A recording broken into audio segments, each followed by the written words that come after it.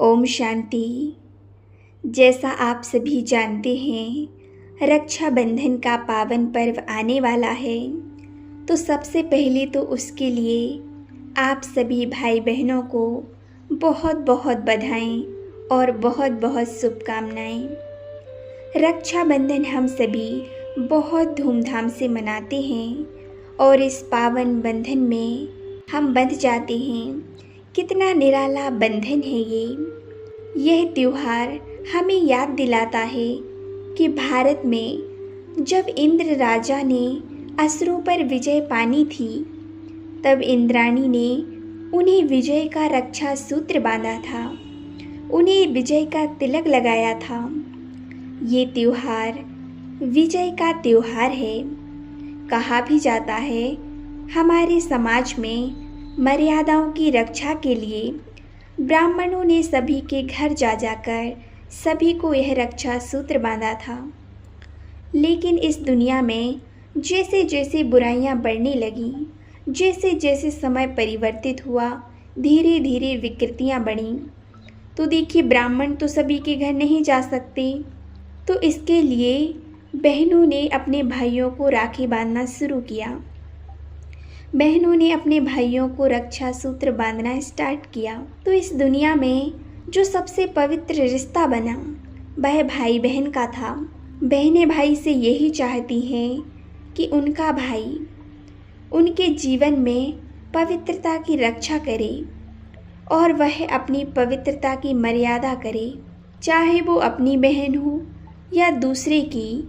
सभी की वो इज्जत करे, सभी का सम्मान करे और सभी बहनों की रक्षा करें। लेकिन आज आप इस दुनिया में देखते हैं समय कितना परिवर्तित हो गया है। आप रोज़ ऐसी ऐसी घटनाएं सुनते हैं, ऐसे एक्सीडेंट आपके सुनने में आते हैं। सभी लोग अपनी मर्यादाओं को भूलते जा रहे हैं। देखिए, हर रोज़ दुनिया में क्या क्या हो रहा है, कैसा समय आ गया है। लोगों को अपनी मर्यादाओं का ख्याल ही नहीं है। मर्यादाएं पूरी तरह से त्याग दी हैं और आज के समय में कई भाई बहनें तो इस सुख पर मिल भी नहीं पाते। ना भाई राखी बंधवाने आ पाते हैं, ना बहनें आ पाती हैं। दूर से ही एक दूसरे को शुभ भावनाएं, शुभकामनाएं देते हैं। इन परिस्थितियों में परमात्मा हमारे रक्षक बन हमारे जीवन की मर्यादाओं की रक्षा करते हैं। तो क्यों ना हम ऐसा रक्षाबंधन मनाएं कि स्वयं उस परमात्मा, उस ईश्वर से हम विजय का तिलक लें और उन्हीं से यह रक्षा सूत्र बंधवाएं। परमात्मा उस ईश्वर को अपना भाई बनाएं। वो हमारे पिता के साथ साथ हमारे भाई भी हैं। उस ईश्वर से हम अपना संबंध जोड़ते हैं, जिससे वो परमात्मा हमें इस मर्यादा की रक्षा करने के लिए प्रतिबद्ध करते हैं। देखिए, आज की दुनिया में हमें अपने तन की भी रक्षा करनी है, चाहे वो किसी भी चीज़ से हो, बीमारियों से हो, अन्य किसी भी कारण से हो।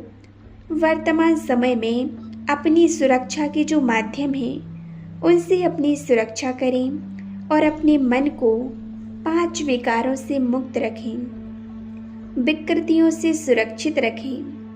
अपने मन बुद्धि को पवित्र बनाएं। अपनी भावनाएं इतनी श्रेष्ठ और इतनी पवित्र सुंदर बनाएं जो भावनात्मक रूप से हमारे मन को ऊंचा उठा सकें, हमारे मन को पवित्र बना सकें। और एक बात और हम आपसे विशेष रूप से कहेंगे कि आपको सिर्फ अपनी रक्षा नहीं करनी है, अपने साथ साथ दूसरों की रक्षा के निमित्त भी बनना है। फिर चाहे वो कोई भी हो, इंसान हो, पशु पक्षी हो, प्रकृति हो, उसकी भी हमें रक्षा करनी है।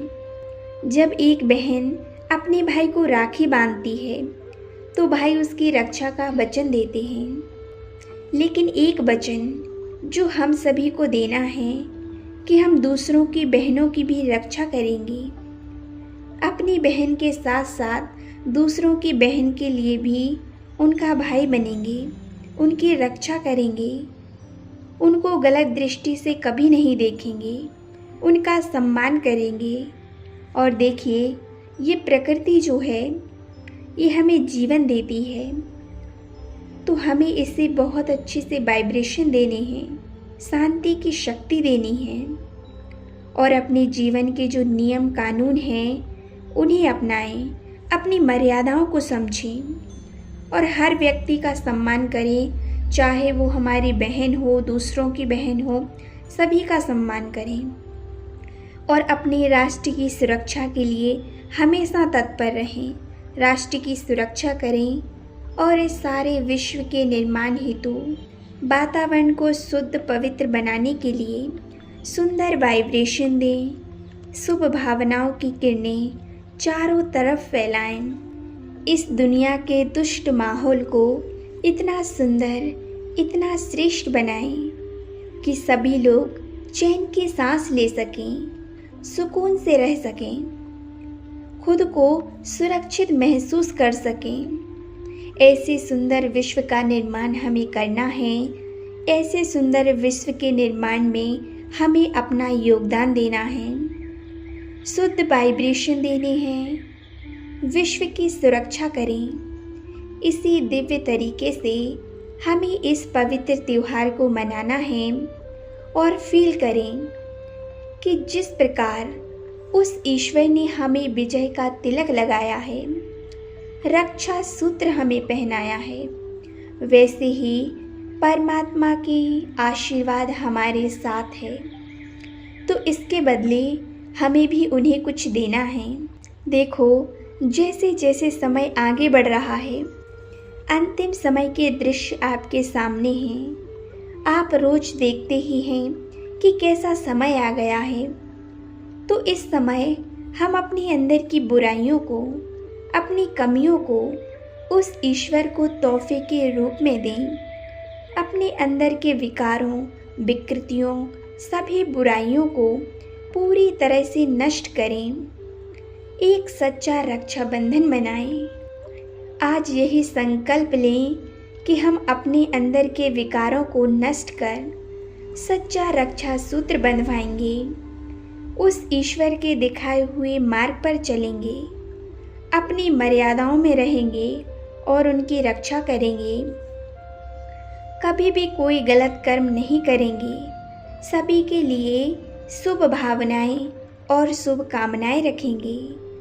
अपने पुरुषार्थ को हम बढ़ाएंगे। इसी प्रकार आप दिव्य अलौकिक रक्षाबंधन, इस पावन पर्व को आप मनाएं। एक बार फिर से आप सभी भाई बहनों को हमारी तरफ से इस त्यौहार की, इस रक्षाबंधन के पावन त्यौहार की बहुत बहुत बधाई, बहुत बहुत शुभकामनाएं। आज आपको सच्चे रक्षाबंधन को मनाना है। अपनी सभी बुराइयों को त्याग, अपनी मर्यादाओं को समझना है, सभी का सम्मान करना है, सभी को खुशियां देनी हैं और खुद भी खुश रहना है। आपकी वजह से किसी को दुख नहीं पहुंचना चाहिए। हमें उस ईश्वर के दिखाए हुए मार्ग पर ही चलना है। हमें अपने पूरी बुराइयों को त्यागना है और अपनी बहनों के साथ साथ दूसरों की बहनों का भी सम्मान करना है, उनकी रक्षा करनी है। वो आपके साथ असुरक्षित महसूस ना करें, ऐसा आपको अपने आप को बनाना है। आपको इस पूरे विश्व की सुरक्षा के निमित्त बनना है। बाकी आपको बहुत बहुत बधाई। इसी प्रकार से आप अपना ये पावन त्यौहार मनाएं, खुश रहें, दूसरों को खुश रखें, खुशियाँ बांटें। ओम शांति, ओम शांति, ओम शांति।